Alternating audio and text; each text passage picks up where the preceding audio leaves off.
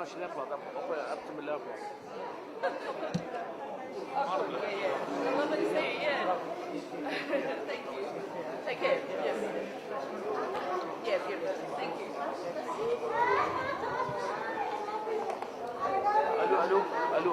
Allô.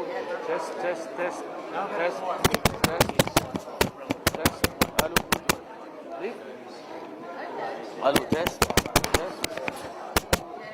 How is she?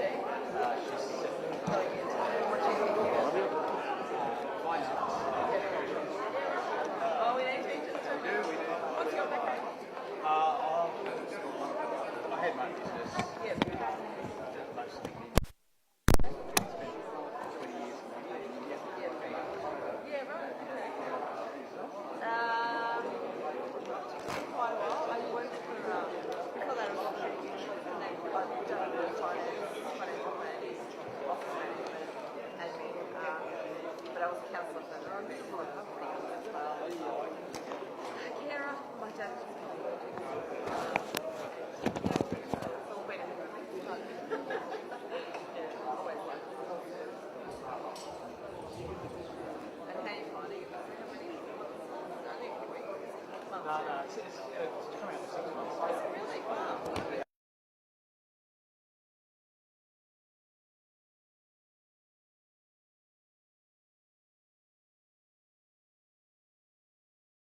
In a way that you Yeah. get That's true.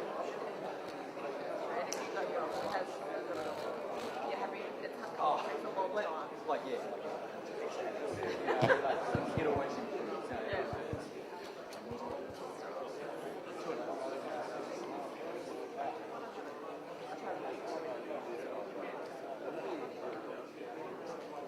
I think it's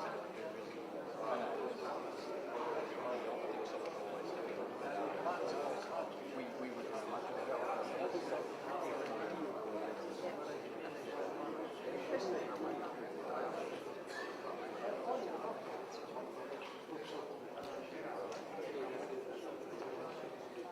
we always probably think.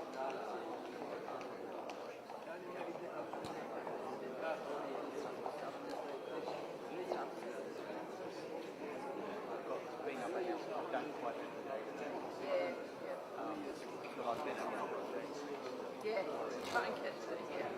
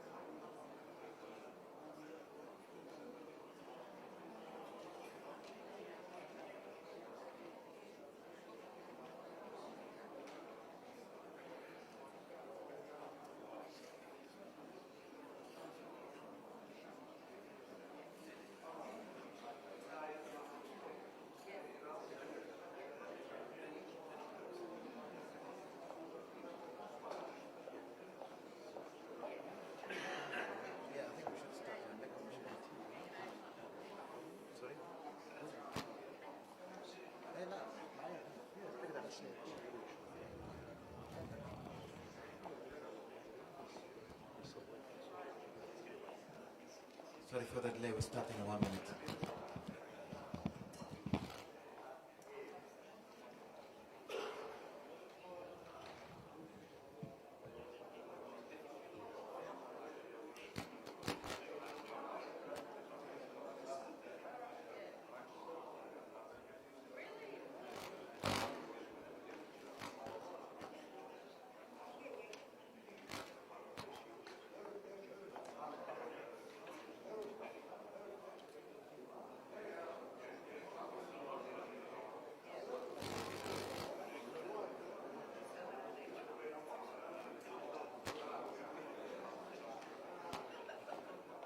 So let's proceed tonight.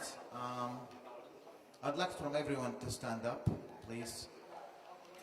We will have the ceremony starting now by the Australian and the Assyrian flag entry. So please proceed.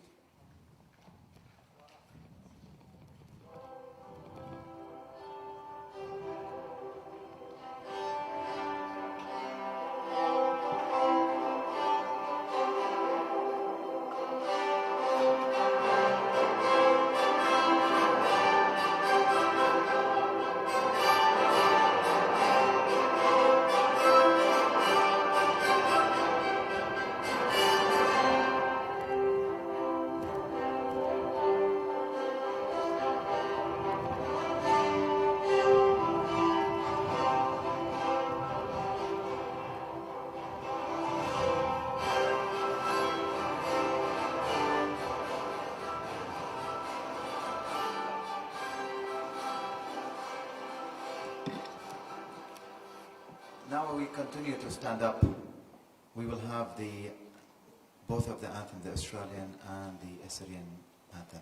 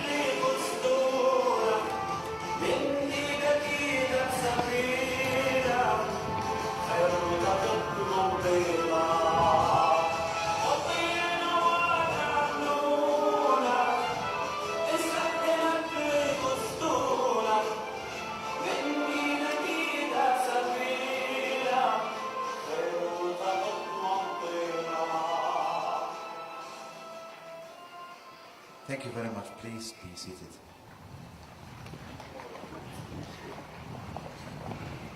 Before we start, we have the third item of the agenda is the 1 minute silence. But before we that, please I ask everyone to turn off their mobiles for this special event. I would now start with 1 minute of silence in honor of Assyrian martyrs.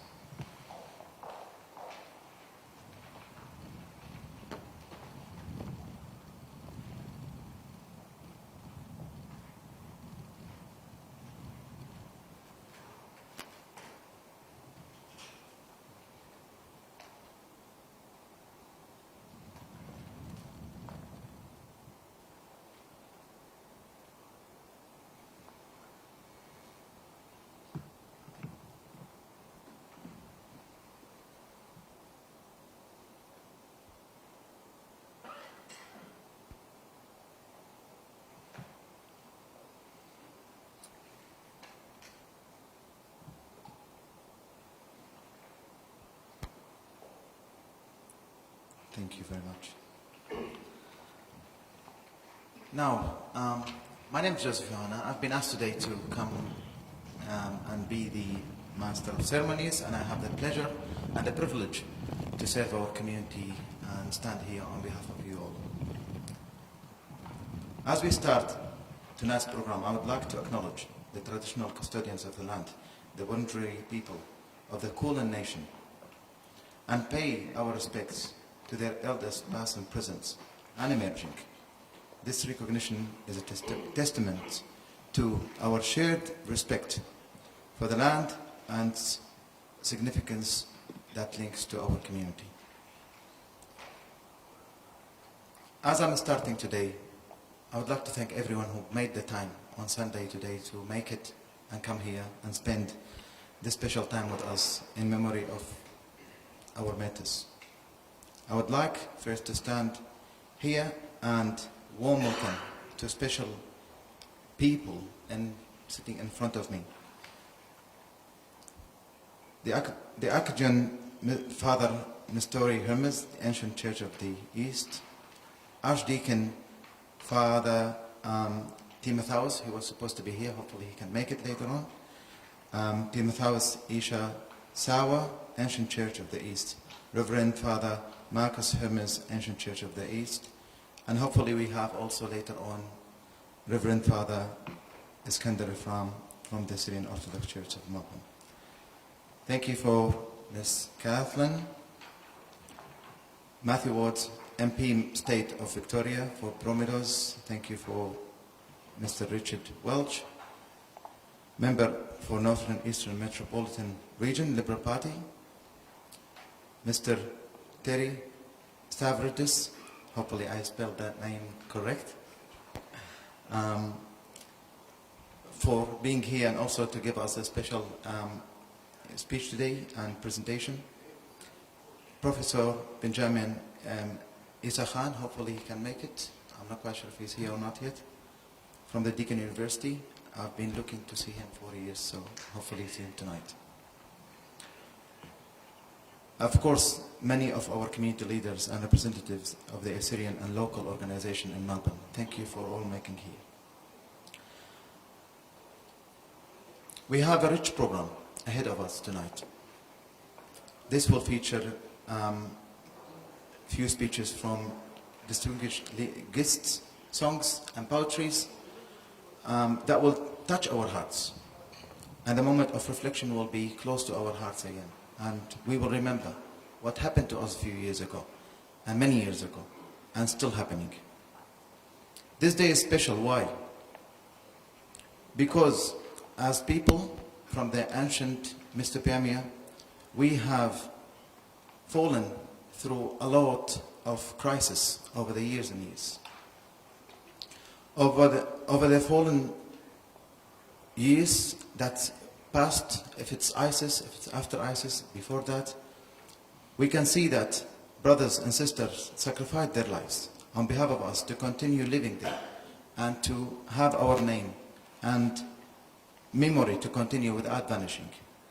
Until today, the Assyrian community, the Assyrian people are suffering in the homelands from persecutions, discrimination, and uprooting for our nation, for our properties, for our lands. Not long ago, more than 200,000 people were driven out of Nineveh plains in Iraq and tens of thousands from the Khabur area in Syria. And I'm one of them who was forced to leave country, and I was almost killed. Maybe the miracle happened and I couldn't, I wasn't captured last minute, and then I fled to Syria at that time. The majority of our community are living in diaspora, and diaspora need to be explained. Many of us still living in Jordan, Lebanon, Turkey, Egypt, and everywhere trying to find and seek a new home. The ones who are sitting in front of me are the lucky ones who've been able to arrive to Australia. So we consider ourselves lucky because we found a solution and we found a second country to live in. In Australia, we do thank this country that welcomed us and gave us the freedom to celebrate, even if it is a sad memory, but it's a special day for us to be here today. let's not forget, tonight's event is not only to network and to meet each other. It's also to honor part of us where we left there. It's also preserving history. This event also reflecting on lessons learned from the history. And finally, it's time and special events to give us a chance to educate future generations. Now I proceed with a special welcome from the organizing committee, Mr. Shamuel Mikhail. Thank you very much.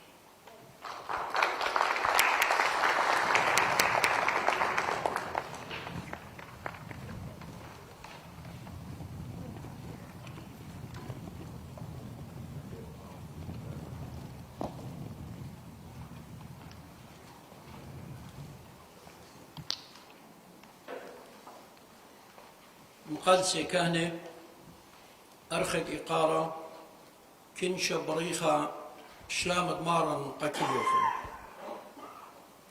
شمي برسوباي وبشمت أخنواتي مشتقلانت شوتاسي شوتاباي ومردوتاناي وجبي بولوتيقاي دبن أمتن آطوريتا جمديتا بريختة ملبون قابلوخني ونفشينا جداها رمشا بياشلي مريزل إقارة سهدة تبني أمتن أطوريتا كل إيكت بيشانا سهيدة مخبن كل خاطرة وكل غدا أمتا كهاويل خيوم رشيما قسهدي وهتخا أب أخنن بشلر شيما قاتن يوم تشوب أب رشمائي تاوي خيوما قسهدا أطورايا كد أهسي قوم بيشور شيما بيت قيادة ولاية أطورايا بشيتت ألبا وطعمة واشتي وثمانية المولادة جو أطرد فرنسا قهادة كلن وبخائي قارة جورا مكوبة وخريشن بمكي خوتا وخبة قداني سهدة ددويخنا خيي بتخاطر قهيلة أتياني دبني أمتن كل ايكد بخاينا الجلولوت الداها أرع مخبن شوب آب شتائي كي تخرق الأوجنخا وبرما سامانا دماتا برختة سميلي تبيشي وعويدة بشيتة ألبا وطعمة وتلاي وطلال مولادة بيت بقدانا ورشمايا من بكر الصدقي باقودة جيسة إراقايا بأدانة شلطانة ملكايا بني أمتن خزينا رابا جنخ ماريرة وساواني هامن شورايا دبرست دمشي خايوتا وهلا بغزاينا هل أديويوما مشاريتا من قتلت قاتوليقا باتريركا مرشم أون برصباعي وأماي دقلريقي وعلماي ومزيد الله برمت هكاري وطور عبدين وكونا شهر وسمالة وسوريا وعمرة سيدة النجاة وبغدادة وشركة دكان خيني مخبن قهيلة برقهيلة بهاوي بتخارب أمينايوتا الجن خماريرة اتقطلة اتسهدت ايتا وتأمتا نهر الصندوق مربنيا من شمعون قاتوليقا باتريركة مدنخا أم خمنيانا من قروتان دبن أمتن أطوريتا وأبليلا مثمصينتا المنشوية سهدن مني أغا بطرس وفريد أطورايا وسهد بريري تزوع ديمقراطيايا أطورايا وأماي خينة سهدي أني ددويخنا خيي بتخاطر تأخنن إديوم بمصايوخ دمزيخخ قايقاري هتخا وقتلي وبخاي قارة جورا مكوبي وخريشن وبماري وخ ألها من يخلن بجملكوتش ميانيتا مخبن اسهتا ليلخ دباعوتا أمينيتا بنيشا دمقروتا الدوخي اسهتا منايل الدوختا بتخاطر خيوتا اسهتا ليلة خانيشة أختي أي إلى دبرناشا هاوي بخايب إيقارا وريشا راما وبخيروتا وبكينوتا زوياخنت إديوم أخنوات وختوات مخبي ليلة أختي بمقروتة مملي وشيري بوتس حتى دبني أمتن أطوريتا إنا واليتن إلى أنا دس هدلون دوخلون خيي بتخاطرن وخاطر جهيلة أتياني وقهادا واليتن إلى كل أخنن تبلخخ موضالي قد ماطخ الخيروتا وخيوتا سباي سبب برناشك مخب الخيوتا سباي وأبكي بالغ بتخاطر ديو بنيشد مقويتا دهيمانوتا تودي تانيتا وأمتانيتا قداها أخنن كلن بنون ضغدا أمتا مردنتا وجبرتا واليتن إلى تاوخم خيدي وتبلخخم أغدادي بروخد أخونوتا بخبا وشلاما وبسيموتا نياخا وبوسامة ورمراما قسهدا بريخي وجباري وهويتون ربا بسيمي قمشمتوخن.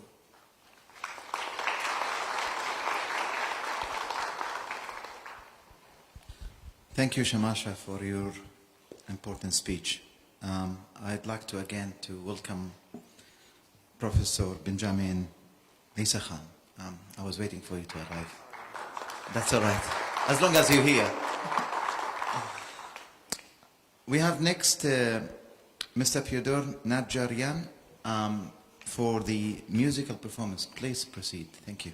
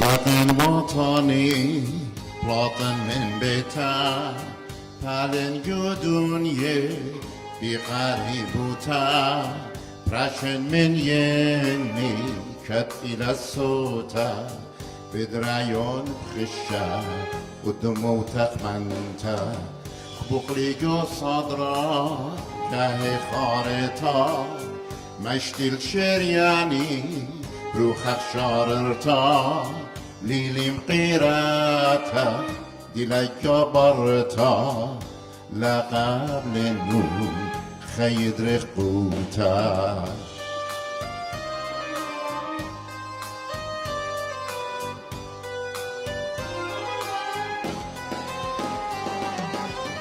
بن أذن يمي أهلا أرخي جاني للشليا كمت شيني يرخي نشرق جباري مل بنون بارخي أن أريق شتيخي قد مدري صارخي شارن سفاري كتغري جيا جلبي نويرا رودانا عليا خضرا قطورا دشتا وبريا بالدير الدقلات قد شدنيا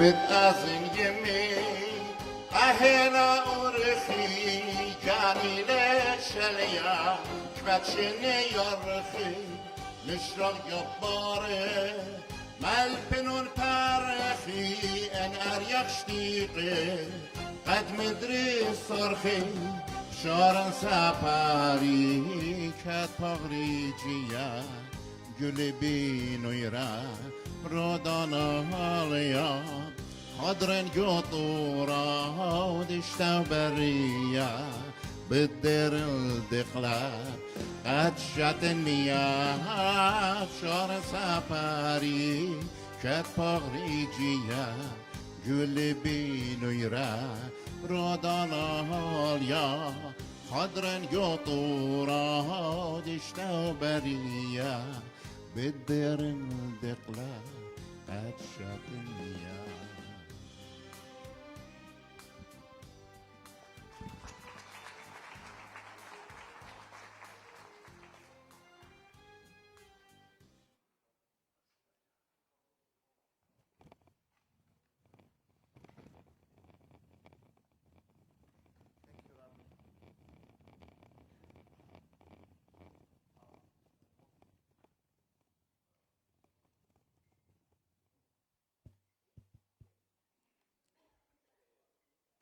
Thank you, Rabbi Fedor, for the song.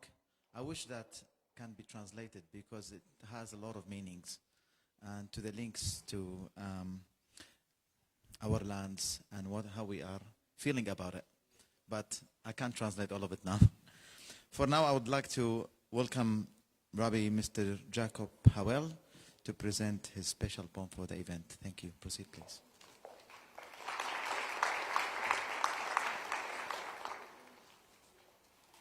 Reverend Fathers, distinguished guests, guest speakers,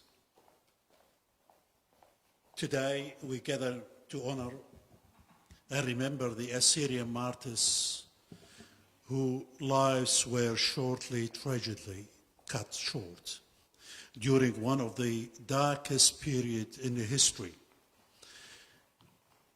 In the years, the Assyrians people, along with other Christians minorities, like Armenian and Pontian Greeks communities in Ottoman Empire, faced unimaginable suffering and loss. They were targeted not merely for their ethnicity, but for their faith and culture and their very existence. Today, we honor not just the memory of those who perished, but also the strength and determination of those who survived and carried the torch of the Assyrian heritage.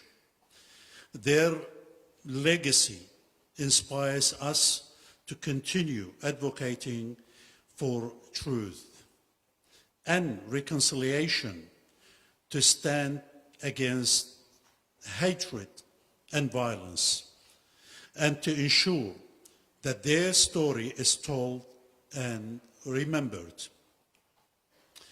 Let us commit ourselves to preserving the memory of these martyrs by educating others about the history, upholding the principles of human rights and dignity, and working forward to a world where such atrocities are never repeated. May the soul of the Assyrian martyrs rest in peace, and may their memory guide us towards the future of justice and understanding. Today I will be delivering a poem which is in Assyrian.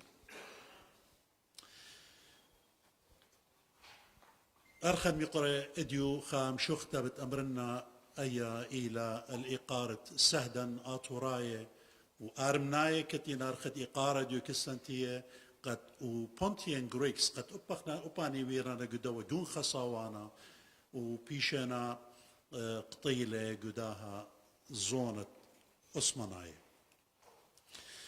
إلى خد شمت زمرتت رعية بسقة ببصاعة ولقامة ريشة اللايا بزالة وبشتقة جارك لك هالي ومن شرختا لتو ترعى خين البرقانة آبنت أمري لت بيا شطورة هاو هرجارك باسع لقامة وخلقه بسقة بشراخه ودلسقتا أرخة ليوة مرعوشة وليوة مضوية بشرشيتا وأربلا يعني مش إذا تقوي مش أربلا خيلانيوا إنكي أمري التام رقة شمشة أربلا مكسة والدشتة وراغولة وبسقة ببصاعة ولقامة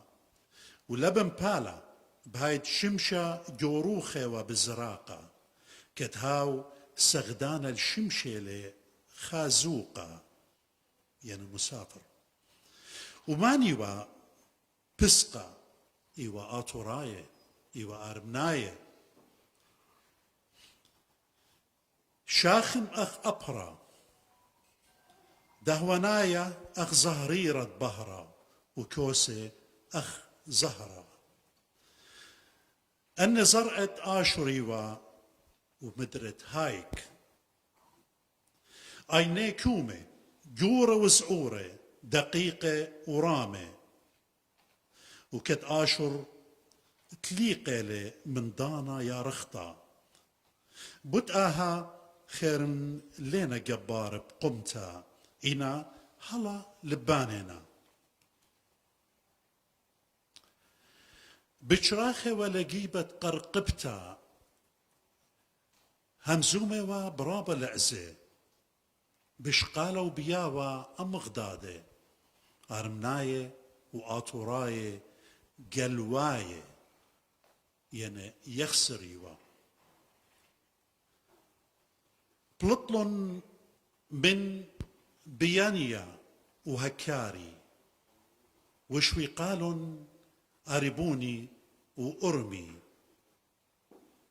وبرخاصي شوقلن الدارسون وكادوتس ومدري برور وتياري وجيل وأرمي وسلامس وجاه ويلن مقرمانة وجاه قرمانة رعية ومنسية وميقرة وأمانة وكهنة وبويطة مارت قنية دهوناية وقروتانة قأطرة بناية بلاخة وبإداتي وأردخلة وبالة مارواتي وميقرة وأكار بشيطة وبرابة ومانوتا ين أمانواتي خينة آبن درخقلن إن هل الله برشلن أرعيوا إنا أرعى طويته وينطوعته بختمة نخراية بهايد بعلدواوة بيشة بنطارة بكل دوكا آبن جو أرعيوا بيشة وشليقة منه وأدية خبسقة دلقوا منا ودلرعية ودلم هديانة وأربلة بيش شريخة لراغولة ودشتة وعم غدادة مثل صورة وزدوطة بسقة بطراية للريشة اللاية عم بني خوتا إلى ببصاعة طعينة لسقيبة لقبقاغلتا أخ مخواته بش جورة من يقرت سقيبوتا رخش لبسقة لقامة بشراخة لقب قرقبتا وأنانة خرديل وياما ملاية بجدوتا وكت أما بسبارة قم ترأى رأيا القربي خاسوسة تيلة بكلايا بومي جبا جو دعتا بصخايا وقوخل ركاوة بمارا بني أطرا يمطيلن بجلدوتا ها بريمخلن وزبطنالن ديتا وشلطنن على اياما صبيتا برجي ولا خبرة سمانة مبلة ومتلة هيك قوخلة رعيا كتبرقادة أهلا ويوتي ها ببرامنا بسقا شقول تشكوخن وسرقن سسواتوخن ومليزن كل آني الجوماتا كل آني ومدري يماتي شوريل بدمع تابوخي ومبرقلن خربة سيبي وهرهرن سسواتي وبتخلن دراناني أرخاتي ومليزلن خيلة تشكبنا بهاي دياما ميلنتا بقرايلا بطنانا وخوقل رأيا السوسة واخترن دمع جو عينو كت بغزايوة الدمة بياشيوة شبخة وقوخلة كنشا كت بش آشا سيبي وقشمنيلن قروطاني طبقة وهويلن أخنور جلباني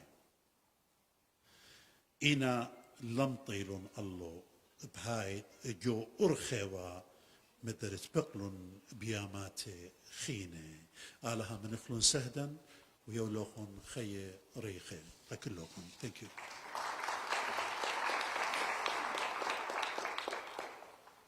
Thank you, Rabbi Jacob Powell.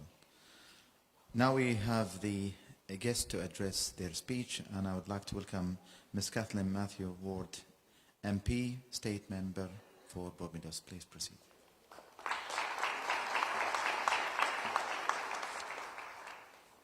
Thank you. To begin, I acknowledge Wurundjeri and pay my respects to elders past and present. I also pay my respects to the elders of the Assyrian community and the martyrs that we commemorate today. I acknowledge our Reverend Fathers, deacons and respected church leaders, and I thank you for leading us in prayer earlier. It was beautiful to be part of that. Thank you. Our guest speakers, Benjamin Issa Khan, Dr. Terry Stravadis, Joseph Johanna, Samuel Michael, Jacob Howell, and all the leaders, committee members and volunteers who have brought today together, as well as many good friends in the audience. We've got the Assyrian Australian Social Development Club, the Assyrian Democratic Movement, the Assyrian Democratic Organisation, the Australian Assyrian Arts and Literature Foundation, Beth Narain Assyrian Association, Soraya with Love, Tomka Aid Society and the Victorian Assyrian community. And a special thanks to St Mary's Parish leaders for hosting us today and for the important work they do in the community. It really is an honour to be with you on this important day, and I thank you all for the work that you do to commemorate both the achievements and the trauma that have punctuated Assyrian history. It is in remembering history, as traumatic as it can be, that we strengthen our commitment to doing all that we can to ensure that it is never repeated. We are lucky in this country that we are able to freely practice our religions, speak our languages and pass on our cultures and traditions. And you here, better than anyone, know just how important this freedom is and just how tenuous it can be. I particularly value our faith communities and work hard to ensure your freedoms remain protected, your voices are heard and represented in the Victorian Parliament. And every day we all work hard to ensure that Victoria remains one of the most successful, multicultural and multi-faith societies in the world, where we can all feel safe, where we can live together side by side in harmony and value the contributions of all the cultures that make up this beautiful land. The Assyrian community are a shining example of what makes us a success story. Your incredible community descends directly from one of the world's first civilizations, with an impact that continues to echo throughout our own society, through the profoundly influential legal, ethical and cultural traditions that have their roots in the Assyrian Empire. Many of our proudest cultural and community organisations safeguard Assyrian culture, faith and traditions. The strong Assyrian church communities that have been established in Australia, the Assyrian artistic and cultural organisations that are thriving in Melbourne's north, and the Assyrian language schools which pass on the precious legacy to the next generation. And I know how much it warms your heart to hear the children speaking Assyrian and how important that is. And we know that sometimes they resist, but later on they'll be very grateful that they pass on your culture and tradition and speak the language that's so important. Each of these provide a powerful forum to commemorate the history of the Assyrian people and its martyrs over the centuries. The advocacy of the Assyrian organisations, including the organisers of this important event, also commemorate the victims of the recent violence and persecution, including the traumas inflicted by the genocidal campaigns of ISIS. And it's just heartbreaking to see some of those photos recently, but also the ones from earlier in the last century, which were just incredibly tragic to see. Of course, these events have prompted so many Assyrian people to find safety and to establish new homes here in Australia. And whilst you came here seeking refuge, I'm so grateful that many of you chose my community and Melbourne's north as your home, and for all that you have contributed. Your wonderful culture, your values of generosity and compassion, and your love of education, literature and the arts. The proud and strong expression of Assyrian culture through organisations like those who are here today, as well as through the thriving religious communities which proudly call the electorate of Broadmeadows home, like the Assyrian Church of the East and the Ancient Church of the East at St Mary's, emphasises that despite oppression, persecution and violence, these traditions cannot be extinguished. Because of your efforts, the Assyrian community here can remain connected with culture, language, faith and traditions, with such ancient heritage to the lands of Mesopotamia. The enduring connection of Assyrian peoples with the lands of Mesopotamia and their status as the indigenous people of modern Iraq is what we commemorate and reflect upon today, and we never forget the martyrs that lost their lives. Thank you.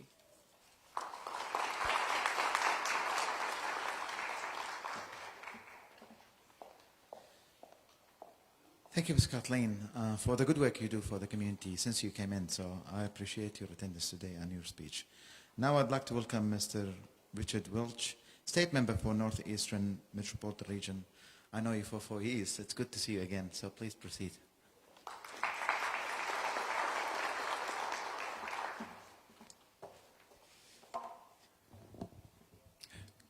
Good evening, everyone, and likewise I'd like to acknowledge the Holy Fathers and Reverends, and it's an honour to be here, and thank you to the wider community. It was absolute pleasure to be in your beautiful church and hear the liturgies. It was a delight. Even if I didn't exactly understand the language, I could certainly infer the beauty and the holiness of it. It's my pleasure to be representing Evan Mulholland, MP, today. Evan sends his apologies, but I'm very pleased to be here in his stead. And of course, as today is a commemoration of the Martyrs' Day, it's important that we do recognise and remember the sacrifice of martyrs and why they do it, and that they are serving something greater than themselves in the desire to perpetuate something greater than themselves. And as tragic as those events were, I think it's important that we remember the modern context of how we apply these lessons today in the luxury that we have in Australia of a peaceful country. One thing that was common to all the tragedies is that the people were often disarmed before they had suffered their losses. And in the context of Australia, we arm ourselves culturally. We arm ourselves with the preservation of language. We arm ourselves with the preservation of history, and we arm ourselves with the preservation of faith.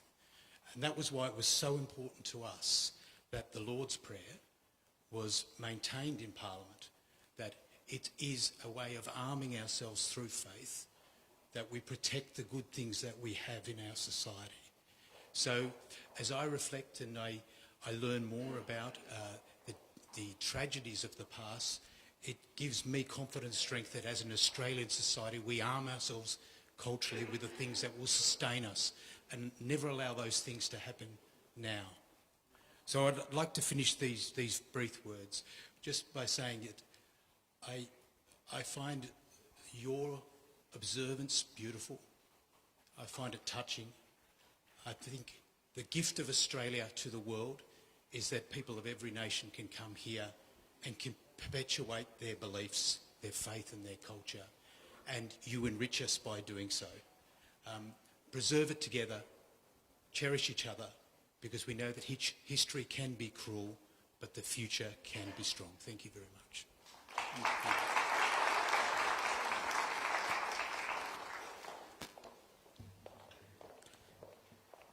Thank you, Mr.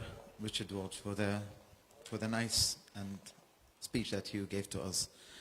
Now we have the first keynote addressing by Mr. Terry Stavridis.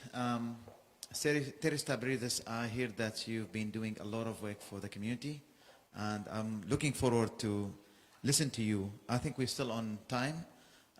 Please proceed. Thank you.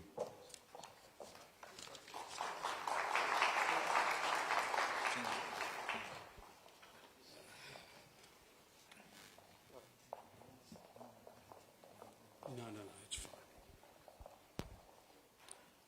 Firstly, I'd like to acknowledge the Reverend Fathers for their presence, to the Assyrian organisations of Melbourne, and to our esteemed members of Parliament, and to the community, the Assyrian community who has come here to listen to me. Now, before I commence my speech, when Jacob approached me to give a speech, I normally talk about your genocide. I've done a lot of work in that area, so I didn't want to repeat myself over and over again. So I started thinking, what do I come up with as a speech? So I decided to go through my archives that I have on my laptop, and I found 3 interesting files from the British Foreign Office on the Assyrian community in Athens, Greece, from 1944 to 1946. So I can say that I did a check on the internet to see whether any work has been done in this area before. And I think, much to my surprise, I don't think there is. So I think we may be giving you a world first. So it starts here in Coolaroo, and hopefully it will transcend to the other parts of the globe as well, with more research. Now, in terms of the Assyrians as a people, they are a tragic people, a stateless people.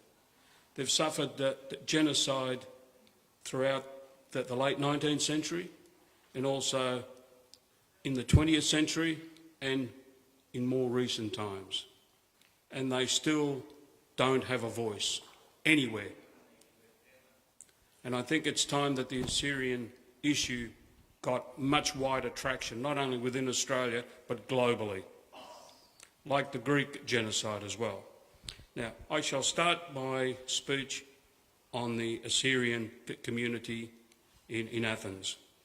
But before I get into the years 1944-46, we just need to establish some kind of context. The first Assyrians that arrived in Greece arrived in September onwards 1922, after the Greek catastrophe in Smyrna. The Assyrians that I discovered in my research in this early part originally came from Novosibirsk in Russia. They lived there from 1917 to 1922, and of course, obviously they didn't like being under a communist regime, so they sought refuge elsewhere. So a Greek ship took them in the hope that they could stop at least in Constantinople or Istanbul, but the Turks said, "Move on, we don't want you here." So these poor Assyrians and also Pontian Greeks, they had no idea where they were going to land, and they ended up in a place just off Athens called Makronisi, which translates into English is Long Island. And on this island here, there was a quarantine station where these people went through the process of make sure they didn't have diseases and all that. But the conditions on this island was absolutely horrible. Many people died from disease, starvation, and so on. Now, after 1923, some of these refugees ended up in places like Keratsini, Kalamata, where many of these families, became sick. Because, this was a terrible time in Greece. You've got over 1 million refugees being kicked out of Turkey, and these people had to be clothed, fed like that. So you've got to think that the Greek state would have looked after its own kind, and the Assyrians and the Armenians second and third. Finally, as the Assyrians began to settle down through the 1920s, they ended up in a place called Egaleo and Moscato, where they started their new lives. Many Assyrians believed that they would never return to their ancestral homeland. And so they started to accept that, well, Greece will have to be our place of abode. Overall, the Assyrians became very responsible citizens. They obeyed the Greek laws, and they also contributed to Greek economic life. Some even volunteered with the Greek army in World War II. But there's a big gap here in the historical narrative. We need to know how the Assyrians actually lived from 1922 to the outbreak of World War II. But there was a recent lecture that I found on YouTube by Professor Theophilos Castanidis, who actually published the book 2 years ago, and it's called Makronisi, Lysi, Tisiopi, 1922-23. What does that mean? The island of Makronisi brings out the silence of 1922-23. And in this book here, apparently he describes what the Assyrians, and more so the Pontian Greeks, suffered during that time of 1922-23. But we need to know a lot more of that 18-20 year period. But the one thing that I can say is that the Assyrians established their Pan-Hellenic Union of Assyrians, which was founded in 1926 in Moscato, and it was officially recognised by the Greek state in 1934. And it continues to function to this very day. Now, with that out of the way, I also, a dear friend of mine sent me a very interesting quote, which sort of will lead into the Assyrian case. During the Aegean famine of 1941-42, the mayor of Athens, Lukas Kanakadis Rufos, issued a desperate plea for help with the words, "Send us food or coffins." He was seeking international humanitarian aid from the Allied powers because the Axis powers had just basically rummaged Greece. Many people in Greece died from starvation and hunger. About 10% of the Greek population suffered. So also the small Assyrian population would have suffered the same fate as the Greeks. Now, coming now to, and I'm going to do this chronologically so we can follow it like a narrative. The Assyrian community in Greece sent a memorial to His Majesty's ambassador, Sir Reginald Lipa, in Athens, saying, and it's undated, this thing, we have 60 families that have come to Greece. We've been here for many years. We've suffered undescribable tortures, and only from the 60 families that were here, only 50 have survived, and those that died from hunger, ill treatment, and so on. And this was because of the barbaric German troops, quote. Now that Greece has been liberated, we beg that you send us help. We need aid. And of course, they even were offering to fight to join the British Army. Under the German occupation, well, the Assyrians, like the Greeks, were deprived of the necessities of life: clothing, shoes, and so on. The actual document was actually signed by a Reverend Savas and Secretary E. Zakaria.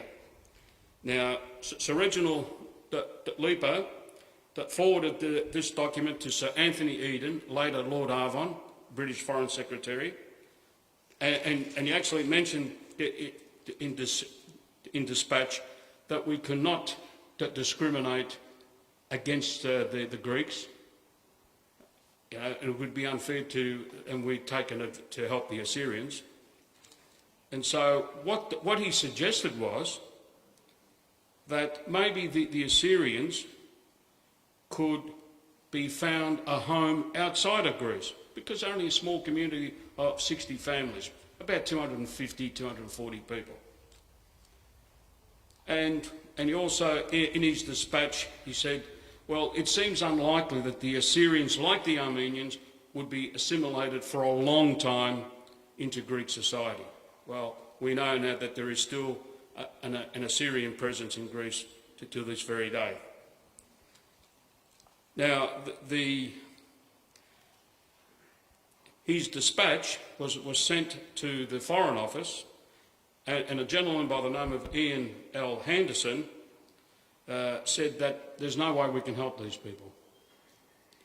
It's really should be up to the Greeks to really help them. It's not really our problem. And he also mentioned in his dispatch to Lipa,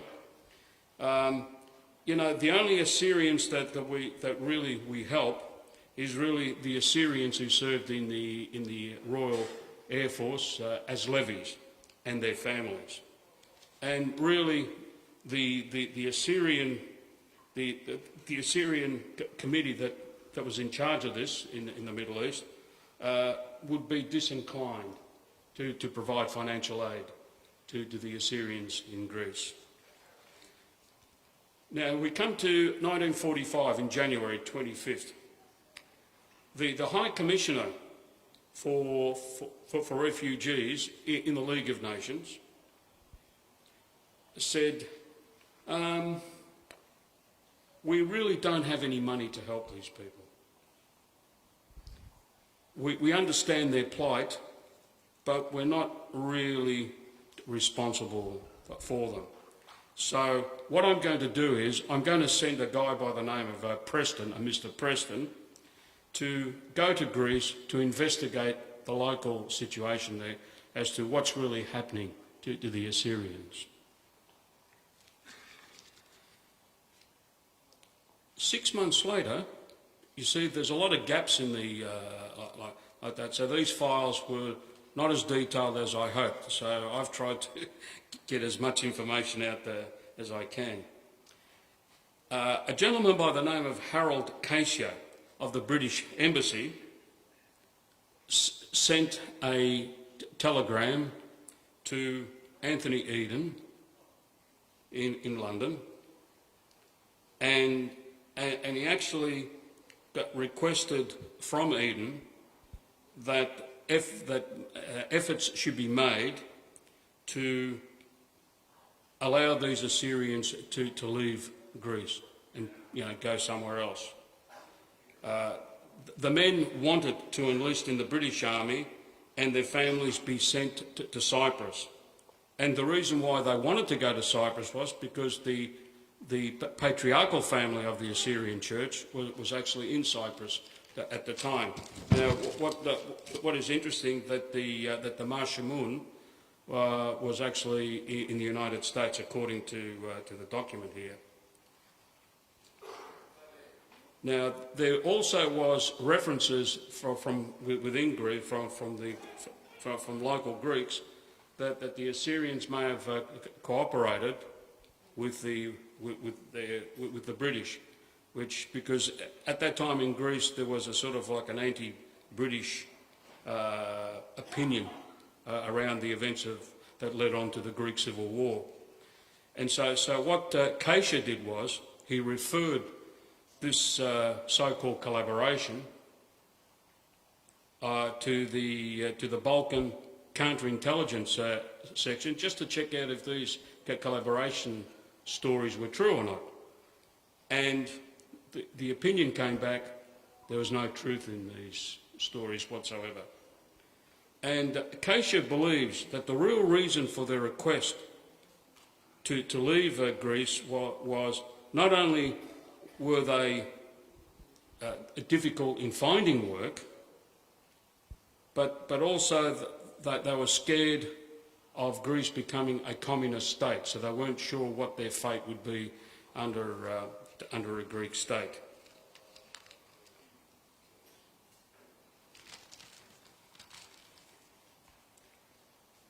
After all this, the Foreign Office then referred the matter to the Colonial Office to request that 50 Assyrian families be moved to Cyprus. And again, the reason that was cited to remove these people to Cyprus was, one, the presence of the Nestorian Patriarch in Cyprus. And they also asked if it was practical. This what the Colonial Office was also thinking was that it would be good to remove the patriarchal family from Cyprus to the Habur region of northern Syria.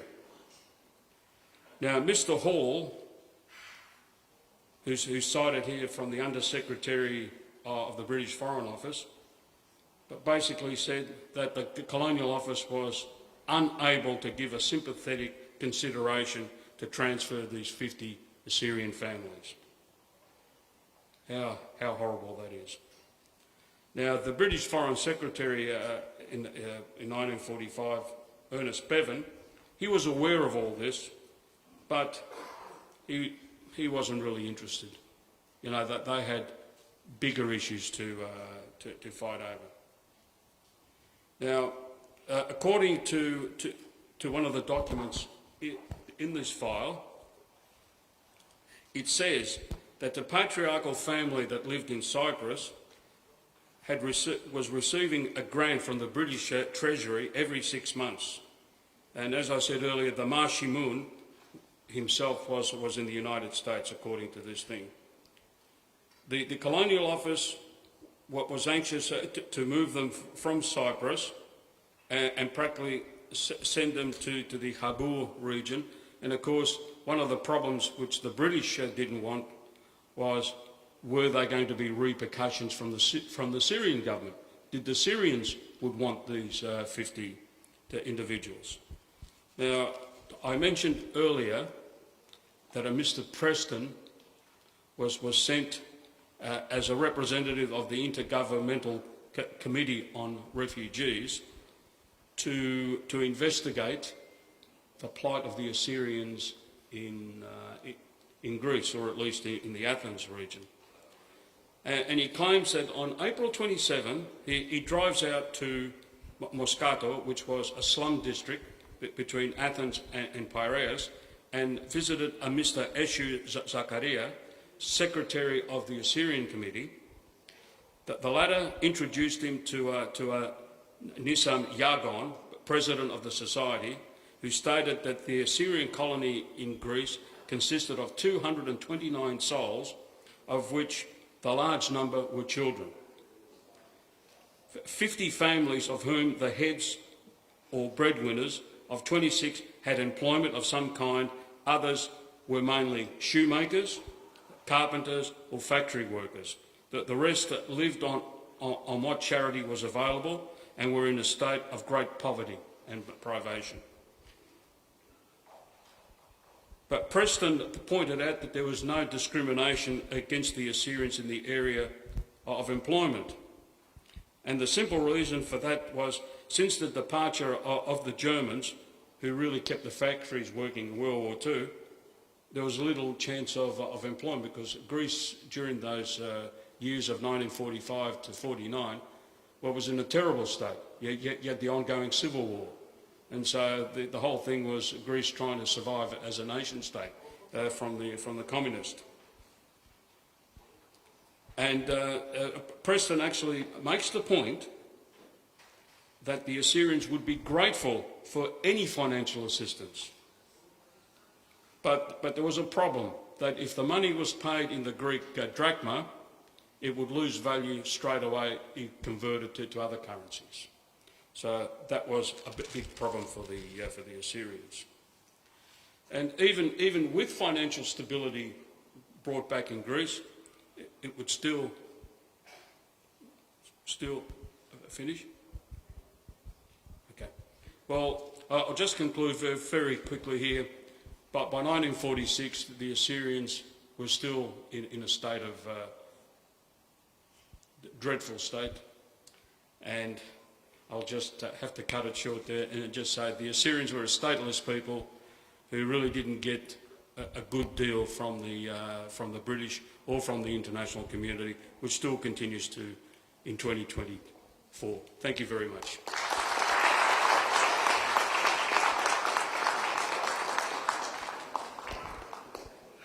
Thank you, Mr. Terry. It's never enough to listen to you. Now, as we are getting a little bit late, I'd like to proceed straight away with Mr. Fyodor again for a musical performance. Please proceed.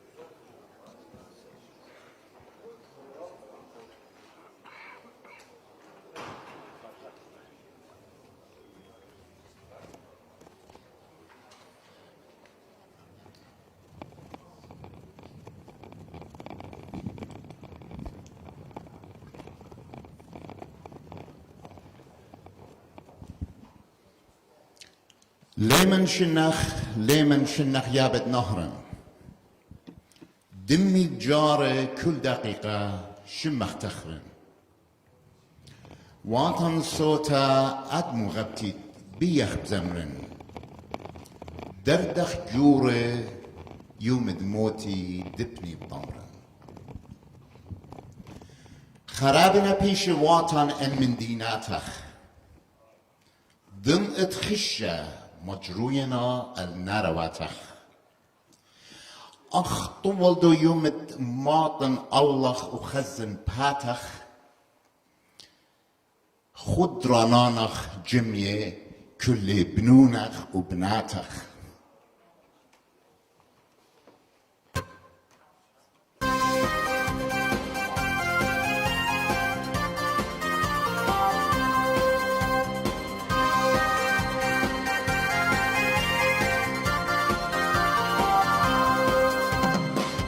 نهرين أطريبا لمن شنا مالوتا نخرايل داخل شوقنا وادوتا إلى قد خيب دوخنا وادوتا إلى قد خيب دوخنا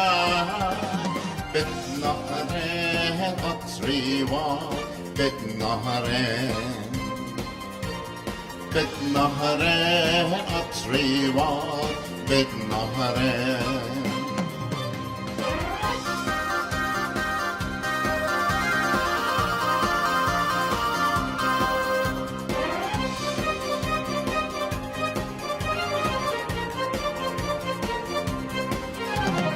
آخر اختمشتنا دمي زكايا كاني دو خبودنا مدخل مايا قد ما سخيبروني آتورايا قد ما سخيبروني آتورايا بالنهر مطريوات بالنهر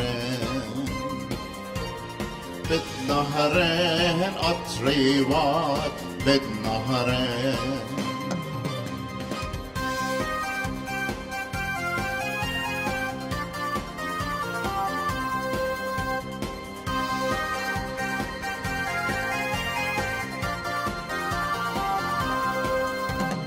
الرمتدن ببكالينا جبارا بلبي جرأة بيدي سيبا أهل جارا شبخن دميا مطمنا خرارا شبخن دميا مطمنا خرارا بالنهرين أطريوات بالنهرين أطريوات بالنهرين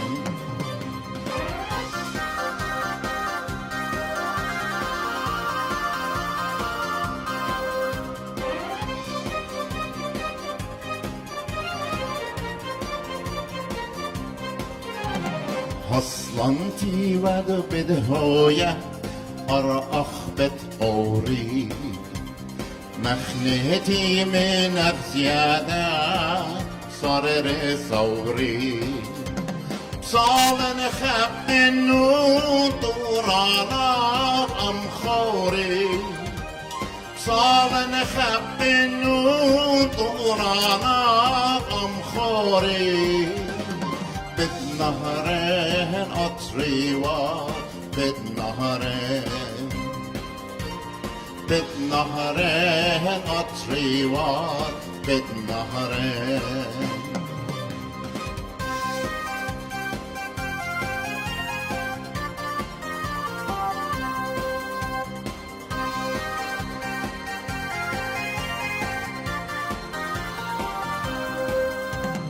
جوباتي الدويرة وديوم كل طرقة بدمشخن وبس مني ودمي مرأة خيش ما يخرب يبارشتي أرى خيش ما يخرب يبارشتي أرى بالنهرين أطريوات بالنهرين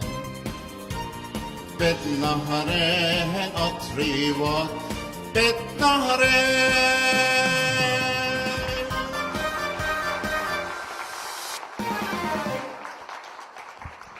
بس مرة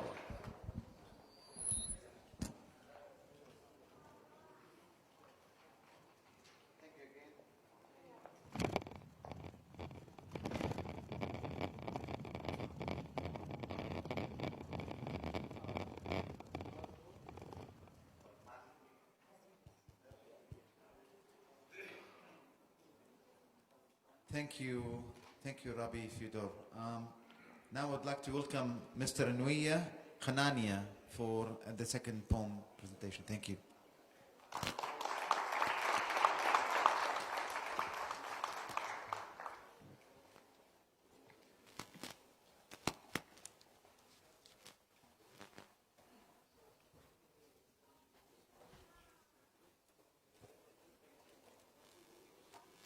سلام عليكم وطوبريخا هلبت برشتت سهدة خشمتلا إن أديو كلا جميع دا يوما قد متخا إقارة وخبا كل يما كل بابا كل خونا كل خاثة كل بيتوتا تلا يولتا سهدة الأرخة شاتن طمتن قبارتا أو تنبسي مرابا كله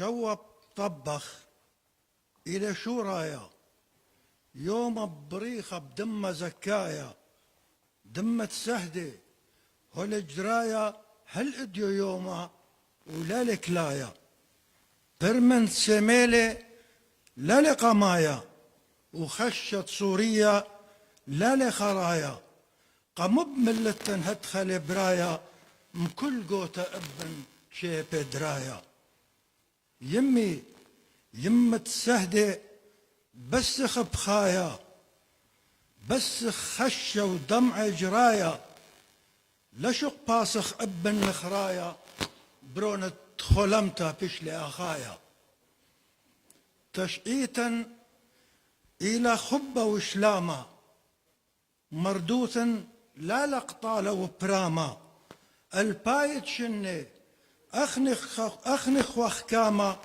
وإديم بربزلن بدشتا وياما طلبخ مدون شرنت فارخ وراما مخبر بن أمتن بسها بشاما بسها دماخة قامي قيامة أريا دربانا مشوريل بسامة أريا دربانا إيوه وزوعة قمبرشتا بسيم لداها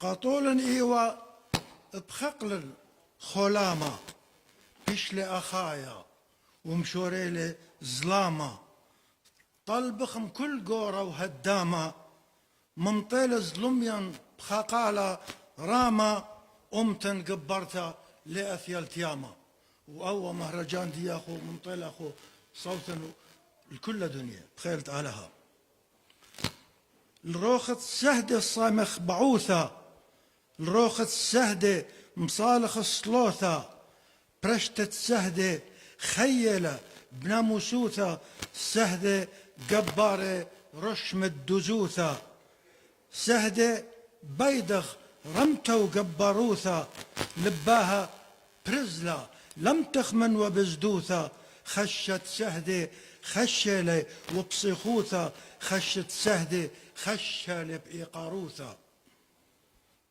سهدة ختنا وبن أمتن خلقاني سهدة طنت برختة كل إيلاني سهدة خقرة وإيقارة دبابة ويمة وخزمانة سهدة تاج الدريشن وريشة خوراني سهدة لقب الخقر أبد وقلاني سهدة نشرة وداوة وسيمة قلباني سهدة روخة مربروبة برشتوراني سهدة مطرة وتلقى وآوي خماني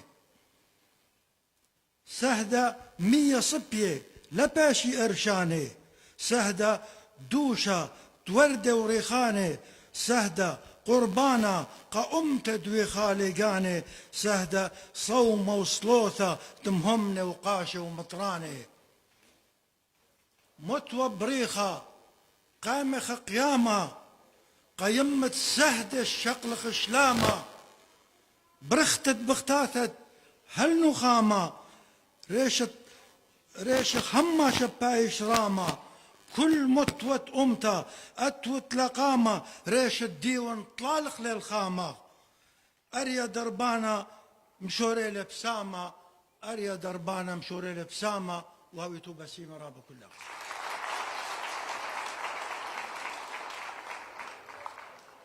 بس مجان أخرى بنوية.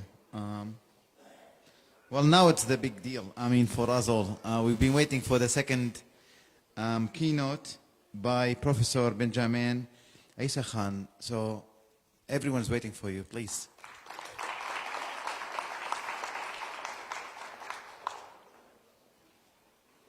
Well, the big deal, that's a big call. That's a lot of pressure. Yeah, thank you so much. Shalom Aleichem. It's wonderful to be here and see so many familiar faces. Some of you I've known beyond my living memory. Some of you knew me when I was just a baby. But it's wonderful to be here and back amongst, I guess, family and friends. Look, it's a real pleasure. I apologise for being a little bit late, and I want to acknowledge, of course, all the distinguished guests, both religious and political. It's great to have our leaders here and my distinguished colleagues who sang and gave poetry and other talks. It's really inspiring, and I'm really grateful to be part of it. And, thank you very much to those who put in a lot of time and effort behind the scenes to organise events like this.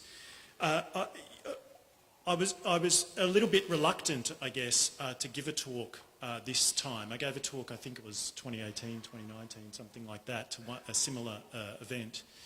And I was reluctant only because my current research isn't really about the Christians of the Middle East. At that time I was doing quite a bit of research on the Christians of the Middle East, and so therefore I was very happy to come along and talk about that. This time I did say, look guys, I'd love to come, but there's nothing that I'm immediately doing right now that is about Christian communities in the Middle East, but I can talk about what we've been doing in Mosul.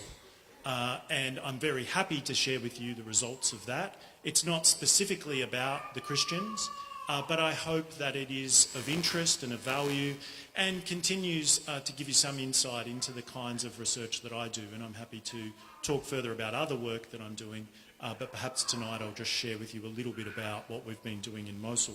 What I did want to do before I start, though, is to acknowledge the traditional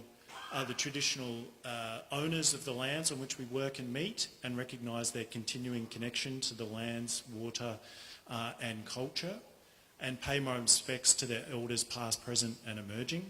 Of course, tonight we're here to talk about the Assyrians, and not just the Assyrians, the Assyrians, the Chaldeans and the Syriac Christians and many other Christian brothers and sisters that have suffered in the Middle East over centuries. And as we do so, it's also important to remember that we now stand on stolen land. We now stand on the land of people who've persecuted and suffered.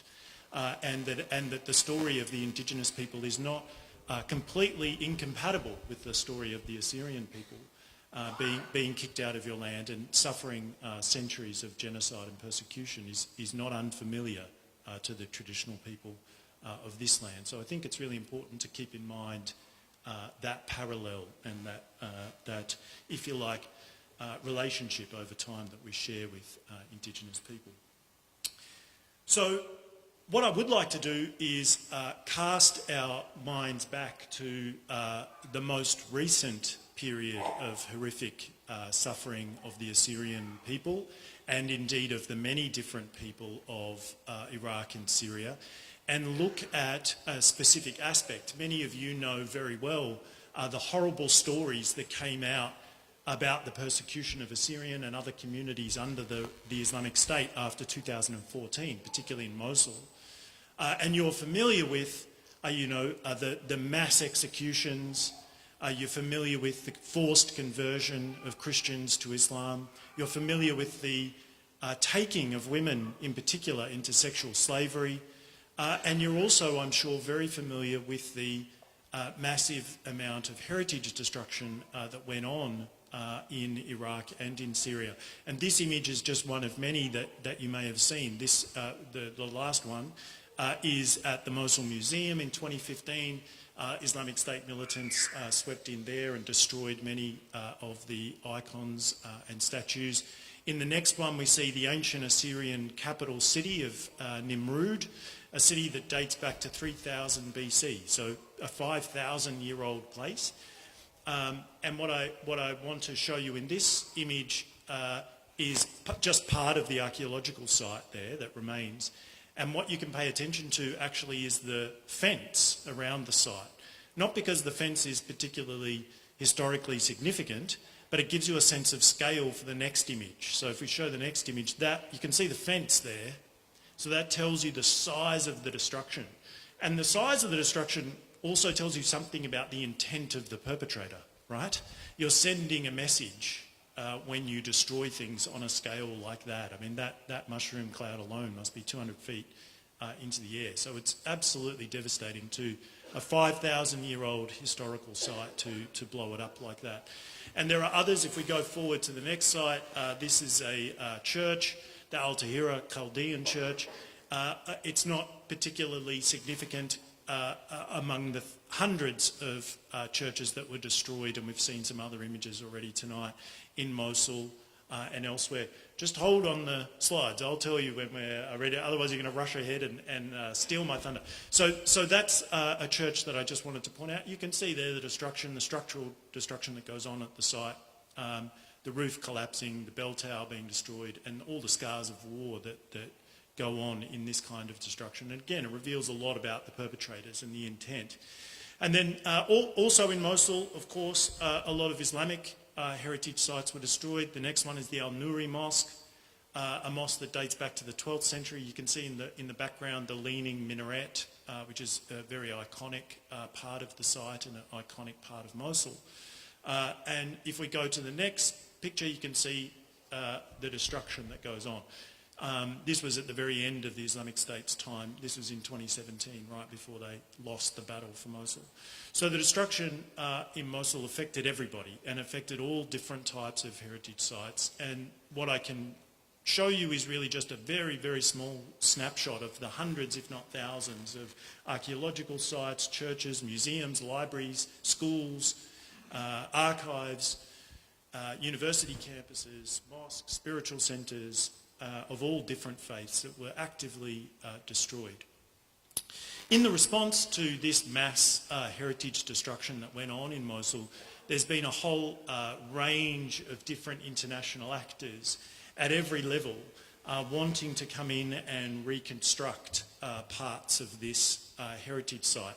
And we have Triggerfinger over here has already shown us that in the Mosul Museum, we have a project here led by the Smithsonian in which the Smithsonian and various other organisations, including the World Monuments Fund, have been inside the Mosul Museum reconstructing parts of the site and rebuilding things.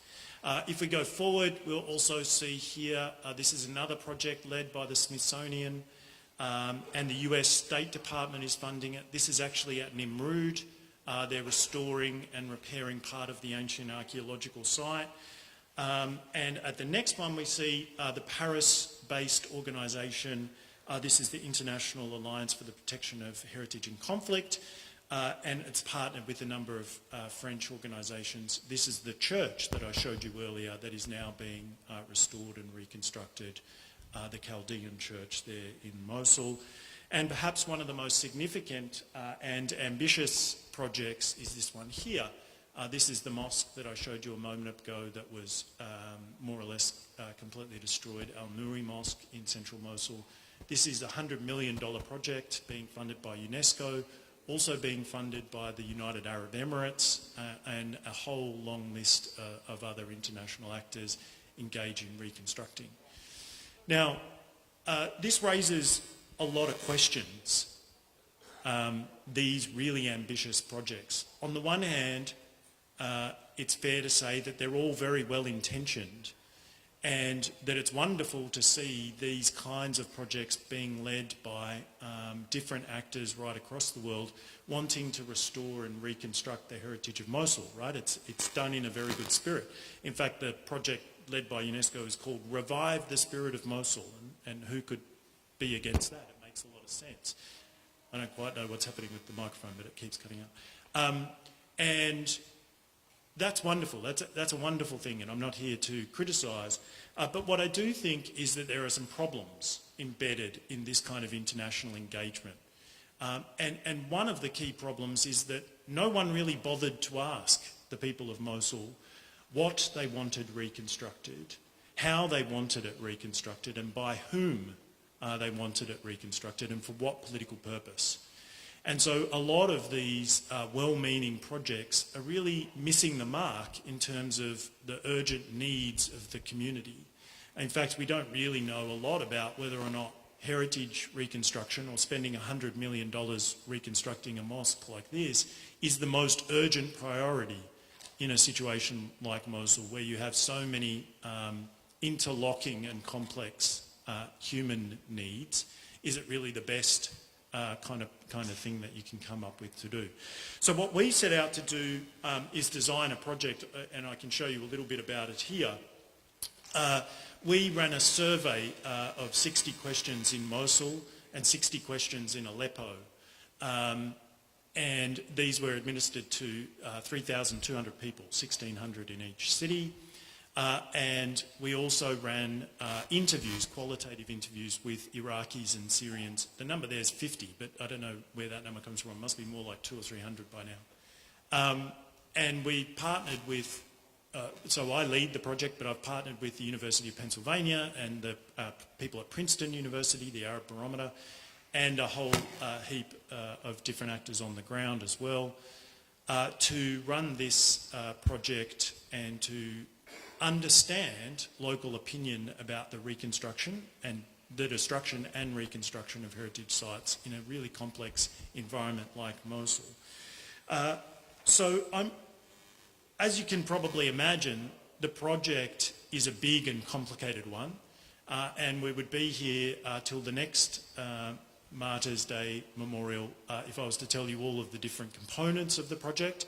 But what I thought I would do is just share with you a couple of the findings, and some of them are interesting and shed light on public opinion in this environment and in this world. So I just also want to share with you the demographics of the data. So these are the 1,600 respondents. 53% of them were males, 56% were aged 18 to 29, so youth. 52% only had high school education, 75% unemployed, 94% were identified themselves as ethnically Arab, and 98% identified themselves as religiously Muslim. Now that, for anyone who knows the history of Mosul, those last two numbers are remarkable, because what they do show us is the max exodus of non-Arab ethnicities and non-Muslim religious groups, right? And that's something I think a lot of you can relate to. So Mosul has changed dramatically from 2003, but especially from 2014, where there would have been a much higher non-Arab and non-Muslim population in the city. But the other thing to note about the data, possibly the most important thing, is look at the youth bulge. 56% of the population in Mosul is 18 to 29. Only half of them have high school education, and 75% of them are unemployed. If there's one set of data that's going to tell you where the next version of the Islamic State comes from, it's that youth bulge, that unemployed, low-educated, massive amount of youth with nothing to do, right? So it's a real danger, but I'm not here to talk about that danger, or perhaps we can talk about that another time.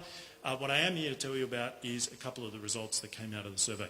As I said, I don't have time to go into everything, so this is just a really quick skim of a couple of the key findings, hopefully of interest to you, might provoke you to think a bit differently about this reconstruction of heritage. So the first thing we wanted to find out was whether or not the people of Mosul, those that we were able to survey, did they think that the heritage sites that have been damaged or destroyed during the conflict, particularly by the Islamic State, did they think that those sites should be reconstructed? What was public opinion on this idea of reconstructing heritage sites? So we asked the question, if we go to the next slide, do you agree with the following statement?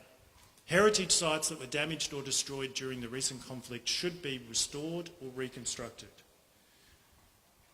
What you can see there in those first two columns, perhaps it's a bit small to read yourself, is 99% of people. 99%. The overwhelming majority of people believed that heritage sites were important and should be restored or reconstructed. So if you put those first two columns together, 83% strongly agree, 16% agree, you get 99% of the population. Only 1% saying, well, I don't think it's that important. So that, I think, is a really important barometer of where public opinion is on this. The other thing that we wanted to ask, if we go to the next slide, is do you think that restoring these heritage sites can play a role in fostering peace, right? Mosul, like many parts of Iraq and Syria, have gone through an enormous period of war and upheaval and displacement. And so there's a question there about will the reconstruction, will this investment in heritage reconstruction help foster a return to peace and foster social cohesion? So we asked this question, if we go to the next slide, about whether or not people agree with the statement, the restoration and reconstruction of heritage sites can play a role in fostering positive relationships between different communities and promoting peace. In other words, all those things I showed you before, the restoring of the Mosul Museum, the restoring of the churches, the restoring of the mosques and other sites, is that going to help the communities come together and promote the idea of peace? What we see here in this slide here is that there's, again, a huge majority. If you put together 68% and 27%, we get to something like 95% of the population. And really only 5% of the population disagreeing with this idea that it can play a role in fostering peace. So these two findings probably aren't much of a surprise, right? People who have lived through this kind of destruction want to see their heritage sites restored, and they live in the hope that that could play some role in restoring peace to a very fractured set of communities. But then there's a question, as I said at the start, about whether or not heritage is a priority. Think of the suffering of the people of Mosul and the environments around Mosul that have endured decades of authoritarian dictatorship, oppression, the wars after 2003, sectarianism, violence, and then, of course, the rise of the Islamic State. They hold a number of interlocking and complex needs. And is heritage reconstruction the most urgent priority? So we asked the question, if you have to choose just three, which of the following do you think are the most urgent priorities for the future of Iraq? And what's interesting here is that heritage ranks pretty low in this list of the most urgent priorities. 61% of people thought that safety and security was the most urgent priority. Really not much of a surprise given the environment they live in. Unemployment and poverty, as I showed you a moment ago, 75% of people were unemployed. So unemployment and poverty ranks at 54%. 52% wanted education and schools. Again, I showed you a moment ago, only 52% had completed high school. And hospitals, health and sanitation at 48%. And then we get down to basic public infrastructure, electricity, water, and other needs rank in at 29%. So only 16% of the population, which is what, the fourth column along, thought that heritage reconstruction was among the most urgent priorities. So this forces us to think about the role of heritage and the investment in heritage reconstruction when living next to these $100 million restored sites are people with no electricity, no water, no basic public infrastructure, no access to schools, no access to healthcare, then is it really the best investment to be spending $100 million on the reconstruction of these heritage sites? So I think there's an important set of questions in there. The other set of questions that we wanted to ask was what type of reconstruction people would like to see. And the reason for this is, and the reason we're interested in this, is because a lot of the heritage reconstruction projects that are going on in Mosul are driven by the idea that the only way to restore heritage sites is to restore their historical authenticity. That means to restore the architectural integrity of the site as it was at the time that it was built. But again, you can imagine the incompatibility of that with a community with very little public infrastructure, right? So if they don't have libraries, schools, hospitals, then rebuilding something historical and being meticulous about maintaining the authenticity of the site could be problematic in that kind of environment. So we asked a question about what would you prefer to see happen to the heritage sites that have been damaged or destroyed during the recent conflicts? And also, we're interested in those who don't want to see stuff restored. So we found about 5% of people said, well, don't bother restoring them, just leave them damaged in ruins, or just bulldoze the whole area and create something new. But as we would expect, as is consistent with what we said before, about 96% of people wanted to see them restored. But the way that at the bottom there, and I apologise, it's a bit hard to read, but the bottom finding, the largest number of respondents said, okay, restore and reconstruct those heritage sites, but make sure you do it in a way that includes new and more modern facilities.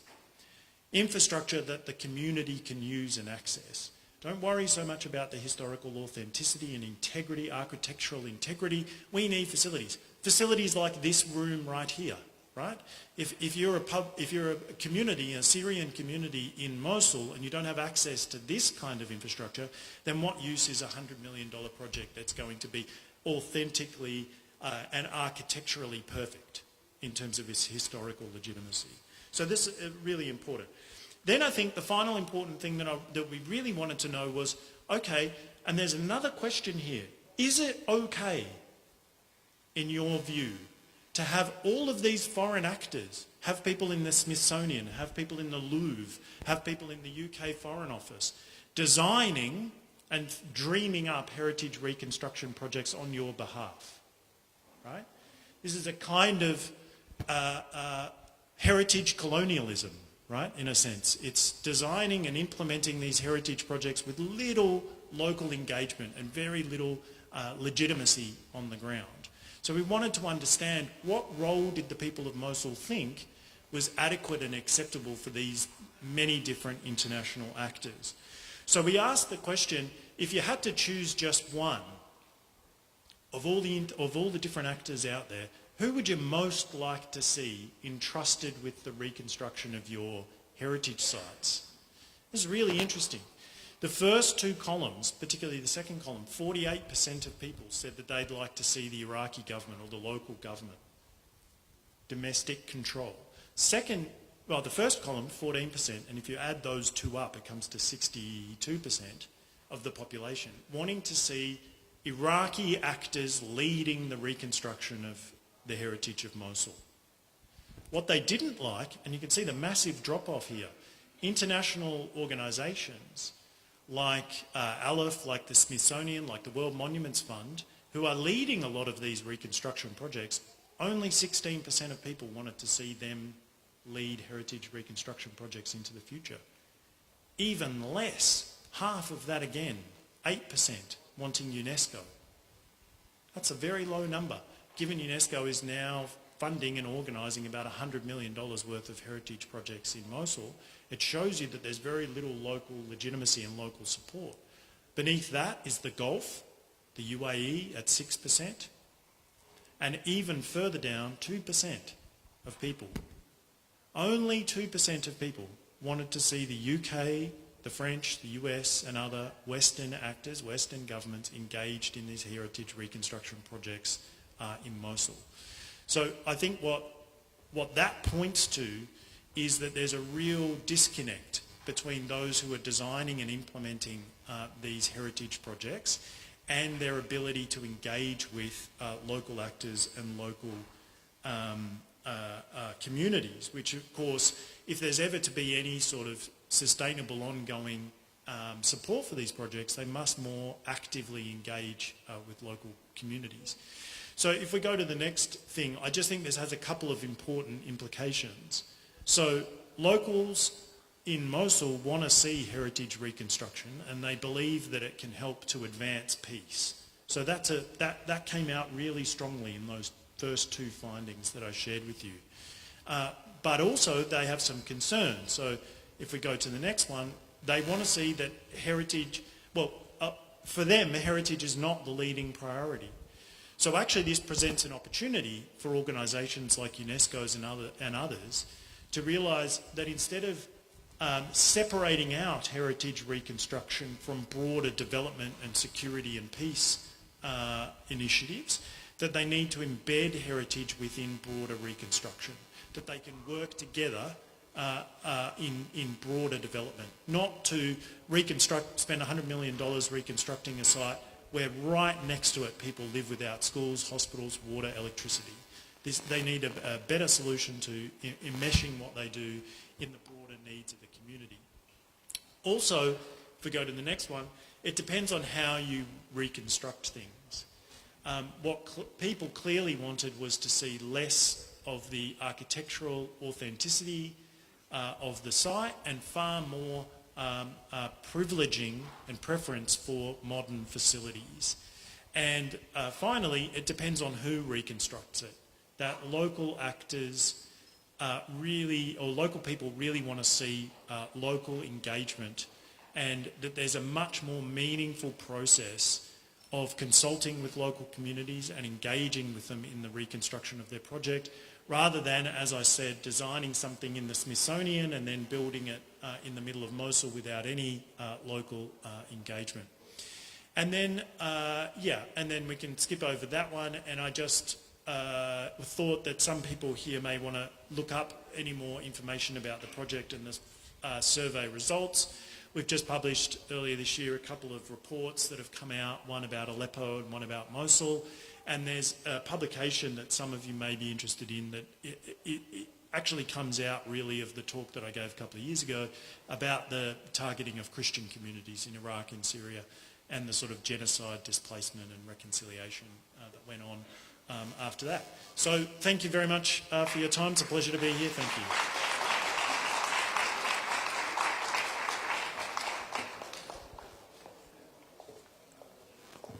Thank you, Professor Benjamin.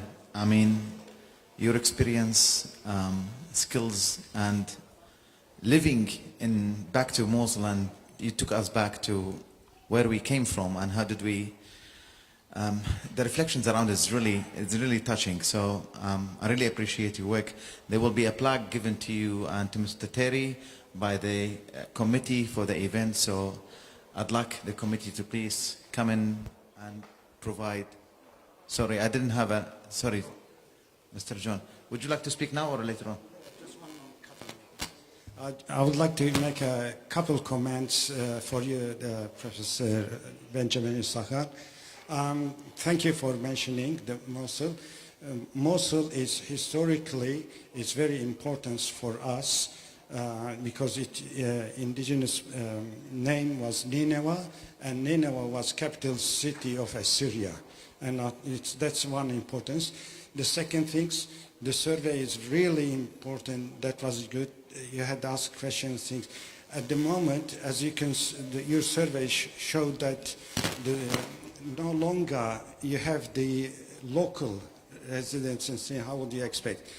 The thing is also most of those locals, because of the trauma they received, some of them are, I'm dealing with them in Melbourne, living in Melbourne. Supposedly, unfortunately, we have an organization used to be dealing with torture and so on. In short, it's called Foundation House.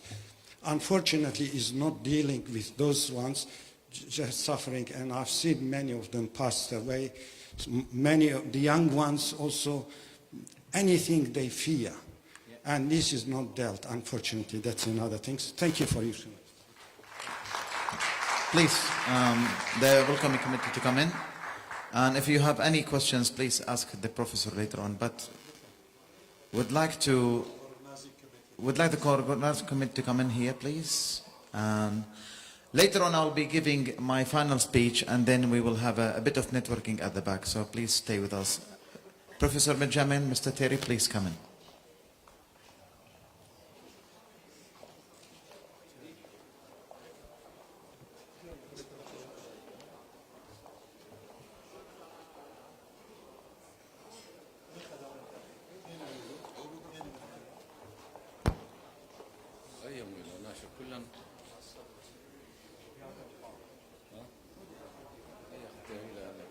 If you can be in the middle, please come in the middle.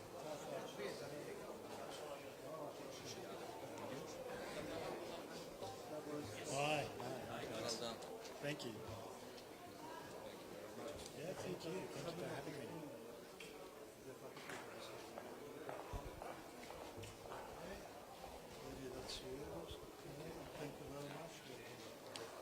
Wow, this is beautiful. Thank you. Thank you. This is amazing. Thank you very much. Yeah, I'm honored to be here. Thank you so much. Thank you very much. Thank you. Yeah, thank you very much. I really appreciate the invitation and your support. Yeah, thank you very much. Thank you. Thank you for having me.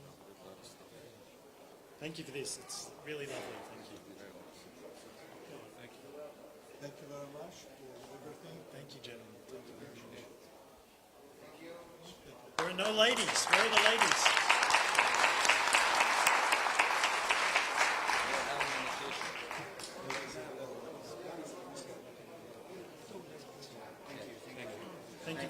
All right, at the end of this ceremony, we would like to acknowledge and appreciate the Ancient Church of the East for the using of the Usher Hall. We really need to appreciate the church youth choir and Ornina Assyrian folk group, Mr. Sargon Hino video production, and also Harmony TV channel on Facebook. Our event was all live on Facebook, so please like and reshare. We'd like to thank also Mr. Fedor, Mr. Addison Toma, Mr. Ethan Yonan, the computer services, and also the IT, DJ Adnan for the sound system and the security guard. This is the end of the event. I would like you to go ahead at the back of the reception. There will be refreshment for you to serve and also mingle with everyone. Thank you very much.